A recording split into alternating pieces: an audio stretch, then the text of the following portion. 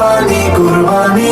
খোদার পথে নিজকে যারা বিলিয়ে দিতে চায়, আজ কুরবানির ঈদ এলো তাদের মহল্লা।